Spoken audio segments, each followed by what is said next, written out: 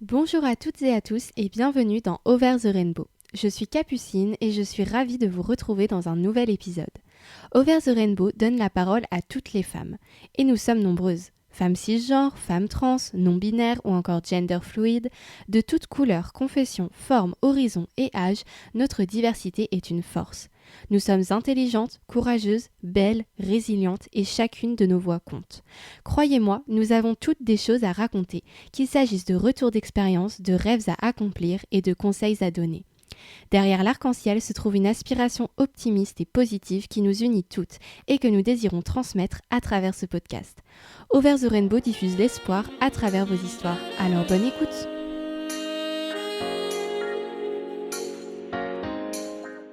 Aujourd'hui, nous parlerons donc enfance et maladie, puisque notre sujet est le suivant. À 4 ans, j'ai dû battre le cancer.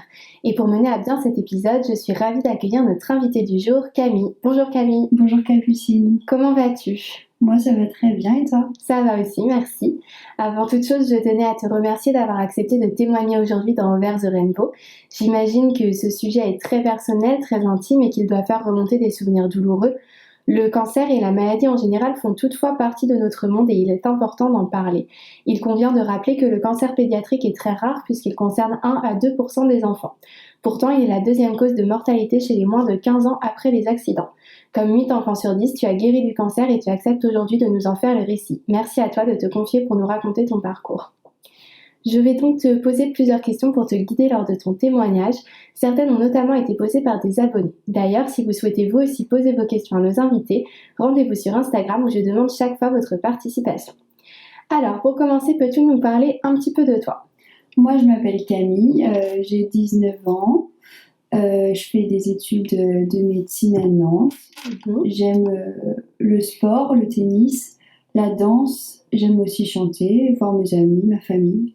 D'accord, très bien. Tu as donc accepté de venir parler ici de maladie. Peux-tu nous dire du coup quel cancer tu as eu ? Moi, j'ai eu un cancer du sang qui s'appelle aussi leucémie, myéloïde lymphoblastique. Ça, c'est le type de leucémie que j'ai eu. Donc, c'est une maladie qui circule dans le sang. C'est la moelle osseuse qui fabrique les cellules sanguines qui se situent dans les os de notre corps, qui déraillent et qui fabrique des cellules anormales. Et donc, au lieu d'avoir les cellules qui réparent toutes les plaies dans le corps, c'est-à-dire les plaquettes, j'en avais 300 par litre au lieu de 300 000. D'accord, ok. Bon, bah c'est bien, c'est précis. Étudiante de médecine, c'est bien expliqué. Du coup, quel âge tu avais quand tu as été diagnostiquée ? J'ai été diagnostiquée à 4 ans. D'accord, 4 ans. Donc, toute petite. Comment est-ce que tes parents, ils ont été alertés déjà que quelque chose n'allait pas ? Comment est-ce qu'ils se sont rendus compte qu'il y avait un problème ? Comme je t'ai dit, comme j'avais plus de cellules qui réparaient les plaies, j'avais beaucoup de bleus partout pour rien. D'accord. J'étais très fatiguée, je dormais tout le temps, je n'avais plus d'appétit. Et le fait de boire au goulot de la bouteille me faisait un bleu au-dessus des lèvres. Ah oui, d'accord. Donc vraiment une peau très sensible qui marquait tout de suite en fait. D'accord. Et ils ont tout de suite pensé à un cancer ou ils savaient pas trop Non, Non, ils n'ont pas pensé à ça parce que pour des parents, ça paraît impossible quand ça touche l'entourage. Ouais, c'est sûr. Et du coup, ils t'ont emmené chez des médecins, je suppose. Combien de temps ça a pris ce diagnostic du coup ? Le diagnostic, il a pris pas mal de temps parce que justement, le médecin a refusé de faire des examens et il ne prenait pas ça au sérieux. Il disait que je devais jouer avec mes sœurs et voilà. Mes parents leur ont dit que non, je jouais pas, je dormais toute la journée. Et donc, au bout du deuxième rendez-vous chez le médecin, il a dit « je vais faire des examens pour vous faire plaisir ». D'accord. Et donc, ça a pris quelques mois et après, j'ai été envoyée directement à l'hôpital. Ok, donc pas un très bon suivi dès le départ, ça a été un peu compliqué. Dès le départ, c'était retardé, donc quand je suis arrivée à l'hôpital, c'était déjà assez avancé. Ouais, ok. Et du coup, tu étais toute petite à l'époque, comment tu as vécu le fait de vivre à ce moment-là toute une batterie d'examens sans vraiment savoir ce qui t'arrivait ? C'était compliqué parce que je réalisais pas vraiment, moi je comprenais pas vraiment ce que j'avais. Après les examens, c'est assez lourd à supporter parce que ça fait mal. Les piqûres elles sont grosses, surtout quand la taille de l'enfant est minuscule. Il y a beaucoup de médicaments à avaler Et par exemple, pour les ponctions lombaires, donc ça j'en ai eu 13, c'est des grosses piqûres qu'on fait dans le bas du dos. D'accord. Il fallait rester ensuite 6 heures allongée sans oreiller et sans rien faire. Donc moi j'avais du mal à tenir en place parce que je comprenais pas forcément pourquoi. Bah oui, pour un enfant, c'est vrai que c'est pas forcément simple. Et au moment où le diagnostic a été posé, du coup, il a fallu combien de mois à partir du moment où tes parents ont vu qu'il y avait un problème jusqu'à ce qu'on te dise que tu avais un cancer, tout ça. Il a fallu combien de temps pour ça? Je sais pas, ça a été quand même assez rapide. Je pense qu'il a fallu 3-4 mois. Ouais, 3-4 mois. Et du coup, une fois le diagnostic posé, comment est-ce que les choses t'ont été expliquées à toi, puisque tu étais toute petite? Alors moi, je m'en rappelle pas très bien. Je sais juste que je me retrouve dans une chambre un peu glauque, une chambre d'hôpital avec d'autres enfants malades et que je comprends pas forcément pourquoi. Même si comme je suis fatiguée, je dors presque toute la journée. Ouais. Les choses qui m'ont été expliquées, je m'en rappelle pas vraiment. Je pense que ça a été plus expliqué à mes parents. Ouais. Et est-ce que tu sais, au moment de l'annonce, tu dois pas forcément t'en rappeler, mais maintenant que tu as plus de recul, est-ce que tu sais comment ont réagi tes parents, ta famille à ce moment-là? Alors je sais que mon père, il a pas trop réalisé et qu'il s'est jamais dit que ça allait mal se terminer comme j'étais sa fille. Ouais. Ma mère a beaucoup plus paniqué, d'autant plus que j'avais 2 petites sœurs. Donc ils ont eu peur pour moi parce que un enfant qui tombe malade, c'est jamais facile. Mais je pense qu'ils y ont cru dès le début. Ouais, ils sont toujours restés positifs, Oui. ils ont pas voulu se laisser abattre. En tout cas, pas devant moi. Ouais, d'accord. Et à partir du moment où enfin les médecins, ça y est, savent ce que tu as, quelles sont les procédures? Je suppose que tu dois entamer une chimiothérapie, donc qu'est-ce qui se passe exactement? Alors la chimiothérapie, c'est beaucoup de médicaments que j'avale ou qu'on va me passer par mes perfusions. Donc j'avais un cathéter puis j'ai eu un site implantal. D'accord. Au niveau du pectoral droit. Donc j'ai une cicatrice aujourd'hui. Et donc la chimiothérapie, ça va être des médicaments qui vont détruire dans le corps les mauvaises cellules. D'accord. Mais l'inconvénient, c'est que ça fait pas le tri, donc ça va tuer aussi toutes les cellules musculaires. Donc on a la peau sur les os, clairement. On a d'autres médicaments qui font aussi gonfler beaucoup. Donc il n'y a pas le droit de manger de sel, tout ça. Donc quand tu es enfant, tu trouves que c'est pas bon ce que tu manges. Donc je piquais pas mal de crises. Et puis voilà, j'avais plus de force, mais au moins ça tuait les mauvaises cellules. Oui, donc du coup, c'est plutôt c'est vraiment des souvenirs négatifs pour toi, la chimiothérapie. Tu te rappelles, même si tu étais toute petite, tu te rappelles que c'était vraiment douloureux? La douleur, c'était tout ce qui était piqûres, post-opératoire, les ponctions lombaires aussi. Après, la chimiothérapie, c'était les médicaments. Il y a des médicaments qui sont très gros, donc compliqués à avaler. Donc, des fois, j'en avais une quinzaine à prendre. Il ne fallait pas vomir au bout du 15e parce qu'on devait tous les reprendre. Donc ça, c'était un mauvais souvenir. Ouais. Et est-ce que, je suppose que l'environnement de l'hôpital, c'est assez inquiétant pour un enfant. Est-ce que là où tu étais, les choses étaient mises en place pour que tu te sentes bien, que tu te sentes à l'aise, ou c'était plutôt hostile? C'était comment?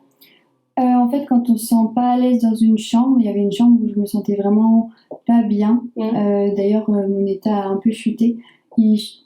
Ils nous autorisent à changer de chambre. Ils trouvent toujours une autre place. Sinon, les médecins étaient très gentils. Et oui, ils sont surtout là pour rassurer. Ouais. Et t'as pu te faire peut-être des amis, des gens qui avaient ton âge, ou t'étais plutôt seule? Qu'est-ce que tu... Alors, moi, j'ai rencontré quelqu'un là-bas qui a exactement mon âge, qui avait un autre cancer que moi. Nos parents sont devenus très amis. D'accord. Et le sont encore aujourd'hui. Et cette année, il était en première année de médecine et moi en deuxième, donc j'étais sa tutrice. Ah oui, d'accord. Et il est passé en deuxième année. Donc c'est super. Et une abonnée s'est interrogée sur le rapport avec la mort qu'on peut entretenir lorsqu'on a 4 ans. Donc on sait que cette idée de mort est assez omniprésente, du moins on peut imaginer qu'elle plane toujours autour d'une personne qui a un cancer. Est-ce que toi tu avais conscience de ça à un si jeune âge? Est-ce que tu ressentais une forme d'angoisse, de peur? Ou est-ce que justement le fait d'être jeune, ça te conférait plutôt de l'innocence, un sentiment de sécurité? Comment est-ce que tu sentais tout ça, toi, quand tu étais petite? Moi, j'étais confrontée à la mort, c'était mon environnement normal. Donc avant mon cancer, j'avais aucun souvenir. Donc pour moi, la vie, c'était la vie que j'étais en train de mener, c'était la vie à l'hôpital. Donc la mort, ça représentait vraiment quelque chose de banal pour moi. Et je me rendais pas du tout compte que moi, j'y étais confrontée. J'ai un ami qui est mort, un ami de ma chambre qui est mort pendant mon cancer. Et j'ai pas réagi. Moi, je m'en veux un peu. Enfin, c'est ma maman qui m'a raconté ça, Ouais. mais je m'en rendais pas compte. Et du coup, ça m'a permis de pas avoir peur. Je savais juste que tous les examens que je subissais, j'en avais marre. Mais je me disais pas, si tu le fais pas, tu vas mourir. Je savais pas vraiment ce que je risquais. Pareil, pendant mon cancer, j'ai fait un abcès cérébral. Donc, j'ai eu un caillot de sang qui a bouché une artère de mon cerveau. J'ai dû me faire opérer d'urgence à Angers. On m'a emmené en hélicoptère. Et pareil, là, je devais être à jeun pendant 3 jours et moi, je m'en fichais, j'avais juste envie de manger. Oui, donc c'est vrai qu'à 4 ans, on n'a peut-être pas conscience de ce qui peut se passer. En fait, on est plus dans la douleur, peut-être qu'on ressent sur l'instant, mais peut-être moins se projeter. Non, je réalisais pas. Ouais.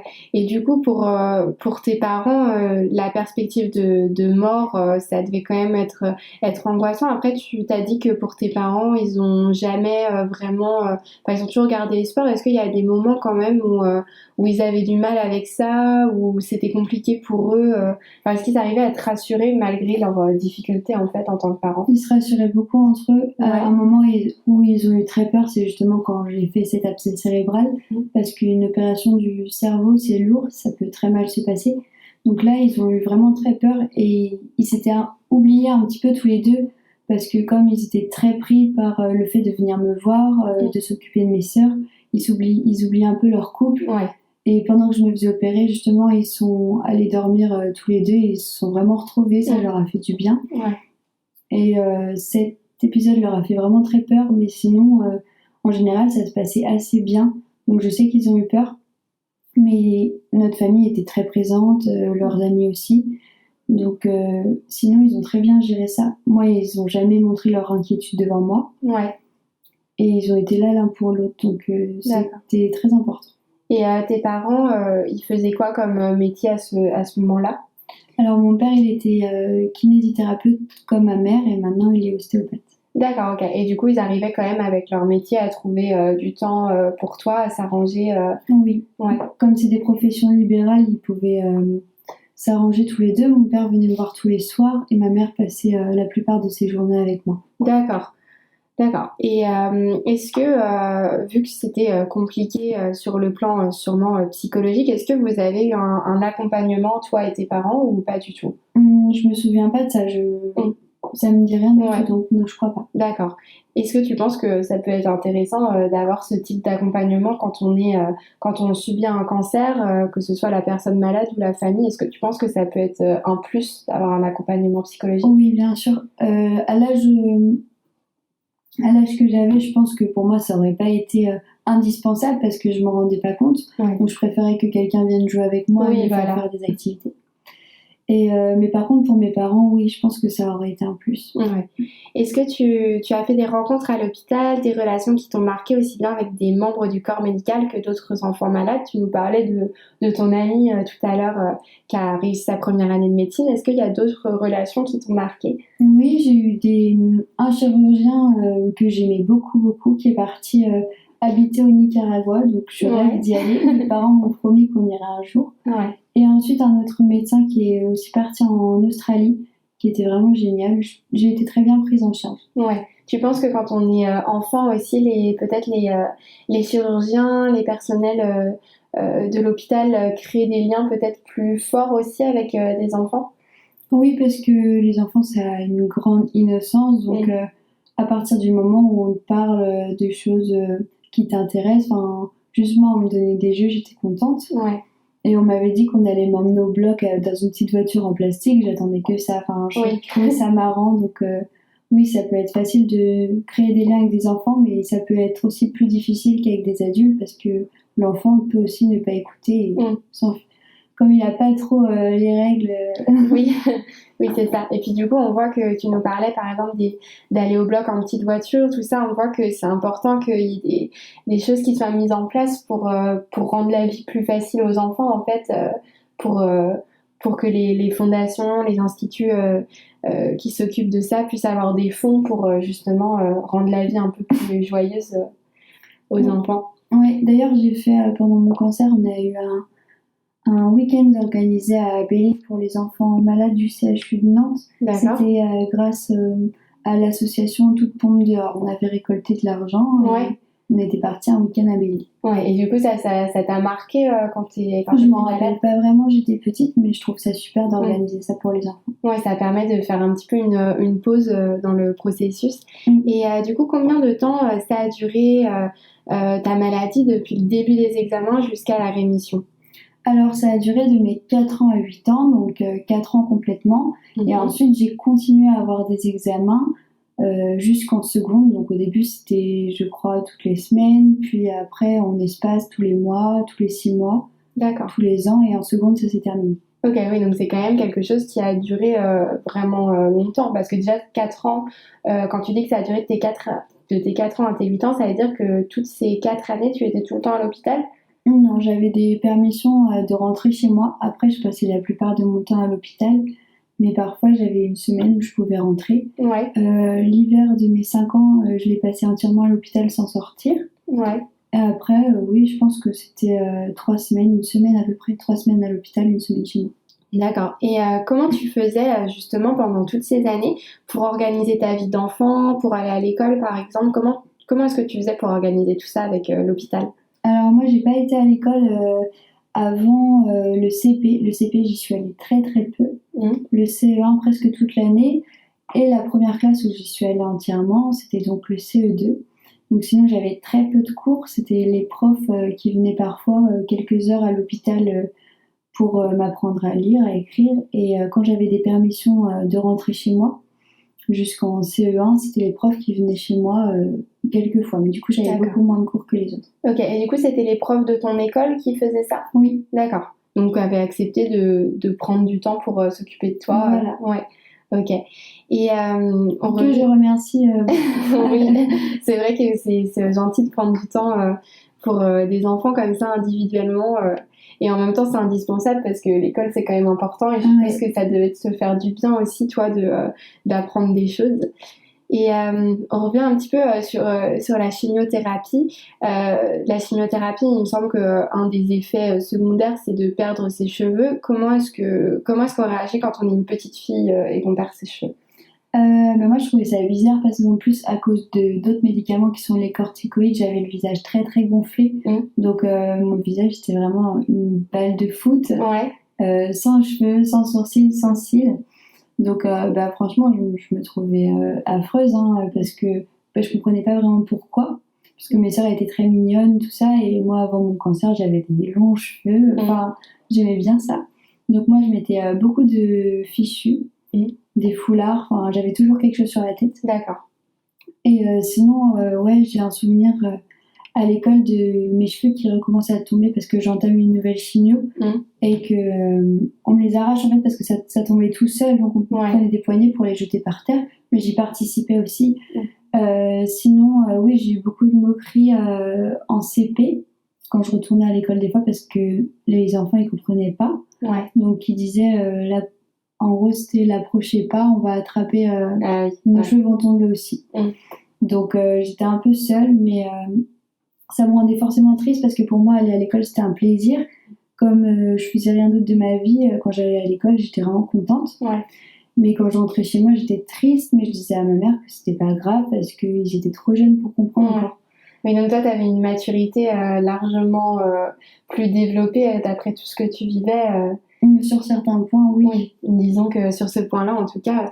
Et tu parlais de tes sœurs, tes petites sœurs, tu as combien d'années d'écart avec elles? J'ai 1 an et demi d'écart avec ma moyenne, qui a elle-même 1 an et demi d'écart avec la plus petite. D'accord, ok. Et elles, comment est-ce qu'elles... Enfin, elles doivent pas avoir beaucoup de souvenirs, du moins au début de ton cancer, mais peut-être à la fin, est-ce qu'elles ont des souvenirs un petit peu de ce qui s'est passé? C'est pas des souvenirs, mais au début, comme elles étaient petites, donc quand j'avais 4 ans, ça a été diagnostiqué. Il y avait une de 3 ans et une de 1 an. Donc elles ne comprenaient pas pourquoi mes parents partaient tout le temps. Donc il y en a une qui a vécu ça un petit peu comme un abandon. C'est un peu un traumatisme pour elle, même si maintenant elle sait très bien pourquoi. Mais elle s'est sentie un petit peu abandonnée. C'était des hurlements quand mes parents partaient. Ma mère culpabilisait beaucoup de ça, mais bon, ils étaient obligés de venir me voir aussi. Oui, c'est vrai que ça doit pas être facile à gérer quand on a d'autres enfants, surtout qui sont plus petits et qui peuvent pas comprendre ce qui se passe. Donc, tu parlais des moqueries des enfants à l'école. Est-ce qu'il y a d'autres moments où tu avais du mal à subir le regard des autres, ou c'était principalement l'école où c'était compliqué? Bah, moi, quand on venait me voir, j'étais contente, mais c'est vrai que j'avais un petit peu... La honte, c'est pas vraiment le bon mot, mais j'avais pas trop envie qu'on me voie comme ça parce que je me trouvais vraiment affreuse. Et même quand maintenant je vois des photos de moi, quand j'étais petite, je me reconnais pas forcément. Ça me fait bizarre parce que j'ai l'impression d'avoir un peu sauté une partie de ma vie, Ouais. ou que c'était dans une autre vie, mais j'ai l'impression que c'est pas la même personne. Ouais, je vois. Et donc, tu disais que tu faisais à peu près 3 semaines hôpital, une semaine chez toi, Oui, c'est ça, c'est environ? un ordre d'idée, mais Ouais. en vrai, je sais pas vraiment. Et tu avais des soins qui t'étaient faits à la maison, ou est-ce que pour tous les soins, tu devais te rendre en clinique? Non, les soins c'était en clinique. Après, à la maison, je continuais à prendre mes médicaments, Ouais. mais j'avais pas de soins à la maison. Ah si, j'avais une. Si, mais à part des prises de sang d'une infirmière qui venait. Ok, les soins les plus lourds, c'était à l'hôpital. Voilà, elle changeait peut-être le pansement de mon cathéter aussi. Ouais, d'accord. Et comment est-ce que tes parents, justement, ont réussi à adapter toute leur vie et leur quotidien autour de la maladie? Tu parlais donc au niveau de leur travail, qu'ils avaient réussi à s'arranger à peu près avec tes petites sœurs. Du coup, comment est-ce qu'ils ont fait? Est-ce qu'ils ont eu de l'aide de ta famille, par exemple, pour garder tes sœurs, ou comment ça se passait? Bah, tant qu'on n'y est pas, en fait, on peut trouver ça assez impossible de devoir faire tout. Ouais. Mais quand on n'a pas le choix comme ça, ça se fait tout seul. Tu sais que tu dois aller voir ton enfant. Le travail, c'est quelque chose de secondaire à ce moment-là. Mes grands-parents qui venaient souvent garder mes sœurs, me voir souvent. Et puis des amis qui habitaient à côté, qui venaient aussi garder mes sœurs ou me voir. D'accord. Ça a été très bien géré. Ok. Est-ce que tu pourrais expliquer exactement ce qu'est la rémission? La rémission, c'est quand ça commence à aller mieux, que les médicaments font vraiment effet, jusqu'à ce qu'il n'y ait plus de cellules anormales qui puissent refaire dégénérer l'organisme. La rémission, c'est encore plein d'examens pour être sûr vraiment de rien louper. Encore plein de piqûres, tout ça. Et puis jusqu'à ce qu'on me dise que c'est fini, qu'on est guéri. Ouais, donc toi, ça a duré du coup de tes 8 à tes 15 ans, c'est ça à peu près? Oh oui, mais après la rémission, je considère que ma rémission, ça devait être de 7 à 8 ans. Ouais. Vraiment. Après, j'ai continué à avoir des examens juste pour vérifier si ça repartait pas. Ok. Et du coup, quand est-ce qu'on t'a annoncé ta rémission? T'avais quel âge? J'avais 8 ans. 8 ans. Et donc, ce jour-là, on m'a fait une dernière piqûre dans la main qui a été loupée 3 fois. D'ailleurs, ça m'a fait plutôt mal. Ouais. j'ai bougé ma main et il y a eu du sang partout. Et puis après, c'était fini. Je suis allée boire un verre avec mes parents et un ami. C'était super cool. Enfin, moi, j'étais très contente, même si je réalisais pas vraiment, parce que je savais que c'était fini, mais je savais pas si je devais y retourner, tout ça. Mes parents étaient très heureux, donc ça, je m'en rappelle. Et donc, j'étais en CE1 et j'avais ramené un gâteau en forme de cœur que j'avais pas cuisiné, bien sûr, avec marqué c'est fini dessus en sucre glace. D'accord, donc c'est des bons souvenirs quand même. Ouais, c'est des bons souvenirs, même si je pense que pour mes parents, c'était vraiment génial. Moi, j'étais contente, mais je savais pas trop pourquoi. Ouais. Et puis après, mes parents m'ont organisé une fête surprise aussi avec les profs de mon école qui ont été là pour moi, pour me faire des cours quand j'étais pas à l'école et tout. Et ça, c'était vraiment génial. Ouais, c'est vrai que pour toi, du coup, ça devait être un petit peu abstrait parce que, comme tu dis, pour toi, ta vie, c'était être à l'hôpital. Tu te rappelais pas trop de ce qui se passait avant. Donc, ça a dû te faire bizarre, en fait, quand tout s'est arrêté. De revenir à une vie normale, mais au final, toi, tu savais pas vraiment ce que c'était une vie normale. Voilà, je savais que ça allait être mieux, mais je savais pas du tout ce que ça allait être. Ouais. Et est-ce que tu as fait des rechutes après la rémission, ou ça s'est bien passé? J'ai aucune séquelle. D'accord. Et ce cancer-là, maintenant, il se soigne en 1 an et 1 an et demi. Moi, ça a duré 4 ans parce que déjà, je pense que le diagnostic a été posé beaucoup trop tard. Donc, c'est plus dur d'agir quand tout le corps est infecté. Oui. Mais ça dure 1 an et demi, ça se soigne très bien. D'accord. Et du coup, est-ce que après ta rémission complète, ce spectre du cancer a continué de te menacer? Est-ce que tu as eu des examens spéciaux à faire pour que tu feras le reste de ton existence, ou maintenant, est-ce que depuis la seconde, c'est bon, c'est terminé? Non, maintenant c'est fini. Là, je suis censée passer un électrocardiogramme depuis 4 ans que j'ai jamais fait. Et c'est pour quoi faire, du coup? Je sais pas. Je sais pas pourquoi tout d'un coup mon cœur, mais... Ouais. D'accord. Et aujourd'hui, tu es donc étudiante en médecine, tu passes en 3e année, c'est bien ça? Oui. Qu'est-ce que tu veux faire exactement? J'ai quelques idées, même si je suis sûre de rien, parce que j'ai pas fait assez de stages et donc je préfère voir par moi-même. Je choisirai en 6e année, donc j'ai le temps. Mais sinon, peut-être pédiatre, justement. Oncologue, donc c'est tout ce qui va s'occuper des cancers. Hématologue, c'est tout ce qui touche au sang. D'accord. Ou cardiologue, ça m'intéresse, mais j'attends de voir. Ok. Du coup, est-ce que cette vocation est marquée par ton histoire personnelle? Est-ce que ton désir de soigner est né de ta propre expérience de la maladie? Je peux pas affirmer ça parce que j'étais petite, alors je sais pas si c'est à cause de ça ou grâce à ça, mais je pense que ça a été sans doute un élément déclencheur. Après, moi, je veux faire médecine depuis que je suis en 6e, enfin, du plus loin que je me souvienne. Et je pense que oui, ça me conforte dans mon choix parce que j'ai été déjà plongée dans cet environnement-là. Et je veux exercer justement à l'hôpital. D'accord. Penses-tu qu'en tant que médecin, avoir soi-même vécu un cancer ou une maladie, dans tous les cas une hospitalisation poussée, est une plus-value, quelque chose qui aide à mieux comprendre le patient, à mieux l'accompagner? Voilà, c'est surtout dans la relation au patient que ça va m'aider parce que j'ai pas plus de connaissances que les autres. Déjà, j'étais petite et en plus, je posais pas forcément de questions. Enfin, pas à cet âge-là, maintenant oui, mais... Et oui, par rapport aux patients, ils sont beaucoup plus... Je vais pas dire à tous les patients que je vais voir que j'ai eu un cancer parce que je suis pas là pour ça, je suis là pour les soigner. Mais il y a des patients qui font pas confiance et qui vont dire vous savez pas ce que j'ai, vous pouvez pas comprendre. Et du coup, à ce moment-là, le fait qu'ils sachent que moi aussi j'ai eu ça, ils vont se sentir plus rassurés, ça leur donne un peu plus d'espoir aussi, et ils se sentent plus compris, ils vont plus se confier à moi, et ça, je pense que ça va vraiment m'apporter. Du moins, pour être, même si sans qu'ils le sachent, moi je vais être plus proche d'eux et je vais faire plus attention. Et aujourd'hui, est-ce que ce passé t'affecte encore? Est-ce que cette peur de tomber malade, de faire une rechute t'a poursuivi longtemps? Est-ce qu'elle est encore présente aujourd'hui? Non, j'ai jamais eu peur d'être malade. Ok. Et est-ce que tu penses que combattre ce cancer a changé ta personnalité? Est-ce que cette expérience t'a affecté tout au long de ta vie dans tes relations sociales, dans ton rapport aux autres et à toi-même? Déjà, oui, je pense parce que je suis pas du tout matérialiste. Quand j'ai fini mon cancer, ma maison, elle a brûlé. Donc, ça, pour la plupart des familles, c'est assez horrible. Donc, mes parents étaient en pleurs, mes soeurs aussi, et moi, je leur ai dit que c'était pas grave. Parce qu'en soi, bon, c'est dommage, une maison qui brûle, mais c'est pas si important que ça.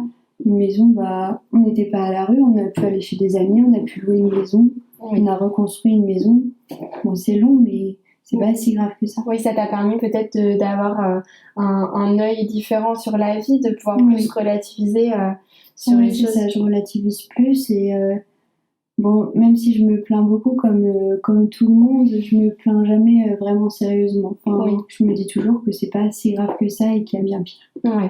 D'ailleurs, est-ce que le fait de t'être trouvé si près de la mort à un âge où cela ne devrait normalement pas être le cas a changé ton rapport à cette thématique? Est-ce que tu penses que cette expérience a modifié ta façon d'envisager la mort actuellement? La mort, c'est quelque chose qui me fait pas peur. Après, je pense qu'il y a d'autres personnes à qui la mort ne fait pas peur. Mais moi, je l'accepte. Après, je trouve qu'il y a des morts quand même assez injustes, ce qui me met plus en colère qu'autre chose. Après, moi, ma propre mort, j'en ai pas peur. La mort de mes proches non plus. Je pense que la mort, c'est plus difficile pour les vivants que pour les morts. Et justement, à la fin de mon cancer, j'ai un oncle qui est mort, où tout le monde était très triste. Et moi, j'ai dit à mes parents, qui s'étonnaient de ne pas me voir pleurer, que si je pleurais pas, c'est pas que j'étais pas triste, mais c'était que ça allait pas le faire revenir. Donc maintenant, j'aurais peut-être cette réflexion-là, mais à 8 ans, je pense que j'étais pas censée l'avoir déjà. Oui, ça t'a permis de voir le monde autrement et au final d'être plus apaisée, entre guillemets, face à cette idée de mort qui traumatise beaucoup de monde. Je préfère accepter quelque chose de toute façon. Je pourrais pas le changer, donc je préfère me dire dès le début que je l'accepte. D'accord. Et si tu pouvais revenir en arrière et t'adresser à la petite Camille de 4 ans qui comprend qu'elle doit se battre contre la maladie, qu'est-ce que tu lui dirais? Alors, ce que je lui dirais... en fait, j'étais quand même assez turbulente quand j'étais malade, parce que j'en avais marre que les médicaments, je détestais vraiment ça. Donc des fois, on était obligé de me tenir et de m'ouvrir la bouche de force pour me faire avaler parce que j'étais en train de hurler, tout ça. Et des fois, oui, j'étais pas très agréable. Donc je dirais que les gens qui me faisaient ça, ils faisaient ça pour moi et pas pour m'embêter. Et donc de me calmer un petit peu. D'accord. Quelles sont les meilleures façons pour un proche, selon toi, d'accompagner quelqu'un dans la maladie? C'est de continuer à lui faire partager ce qui se passe, tout ce qu'il y a de positif autour, pas forcément les mauvaises nouvelles. Enfin, les mauvaises nouvelles inévitables, oui, il faut dire, mais essayer d'apporter que du positif, venir rendre visite, passer du temps avec, et puis être là aussi pour les parents, pour mes sœurs, pour mes amis. Oui, ne pas oublier les personnes qui sont autour et qui subissent en fait... Non, parce que je pense que c'est plus dur pour eux en plus. D'accord. Quels seraient tes conseils pour un enfant, un adolescent ou un adulte qui est malade du cancer? Je dirais que c'est un moment qui est très difficile à traverser, mais que déjà c'est faisable, parce que moi j'ai guéri et il y a plein d'autres qui ont guéri.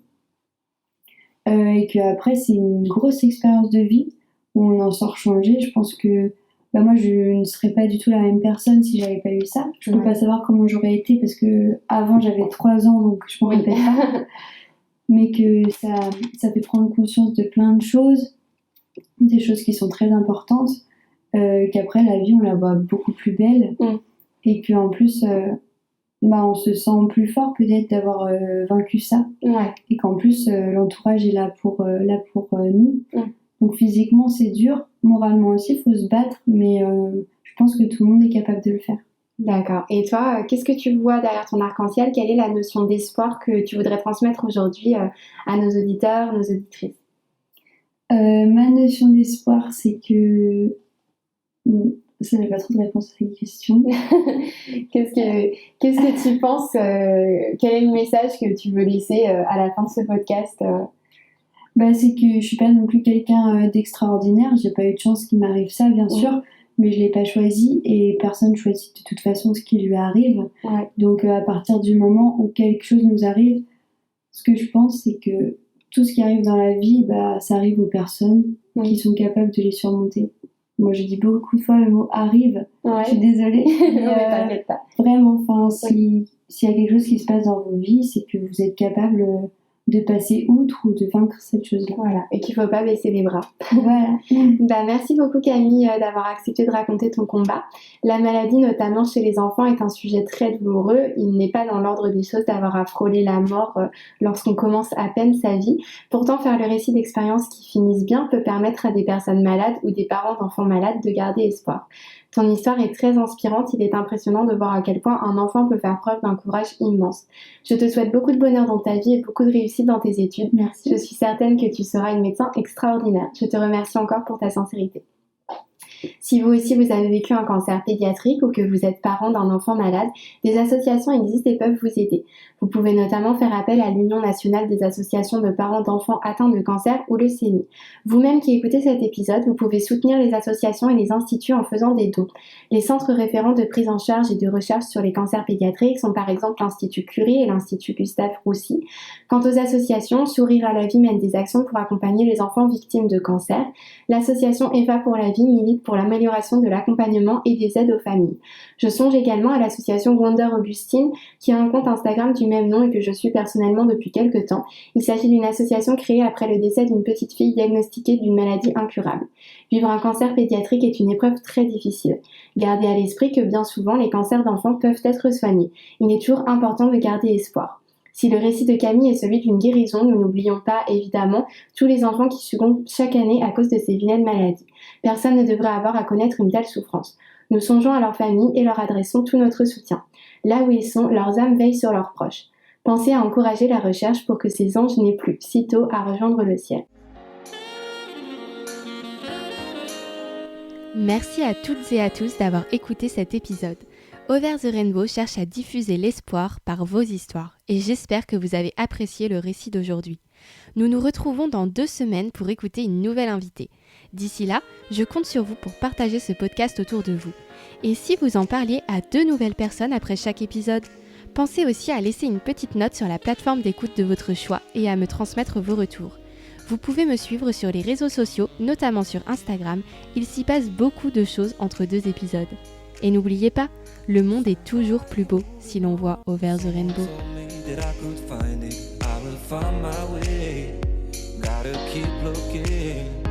If it's not fair, gotta go again. Wish to get over it, 'cause when I look aside, she's always by my side.